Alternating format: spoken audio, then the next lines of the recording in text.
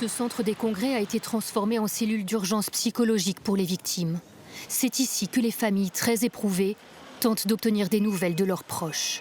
Interminable et insoutenable attente pour cette mère qui cherche son fils, Arthur, 16 ans.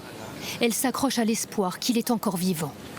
Au cas où mon fils est dans un hôpital à l'étranger ou en Suisse, au cas où, je veux que sa photo soit partout, qu'on puisse, à coup, quelqu'un regarde n'importe quoi comme écran et dise « Ah, tiens, ça y est, je le reconnais ».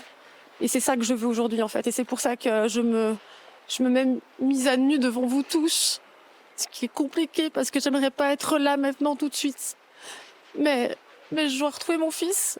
Et aujourd'hui, je dois passer par ce genre de choses pour le retrouver. Ça fait 30 heures que mon fils a disparu. 30 heures. 30 heures que je n'ai pas de nouvelles de mon enfant. Sur les réseaux sociaux, les appels se multiplient pour retrouver un enfant, un frère, un cousin. Romain Kalergis cherche désespérément sa petite sœur de 15 ans. Elle n'a plus donné signe de vie. Elle est arrivée vers 1h. Et après, à 1h40, moi je suis passé devant pour aller lui dire bonjour et j'ai vu qu'il y avait du feu.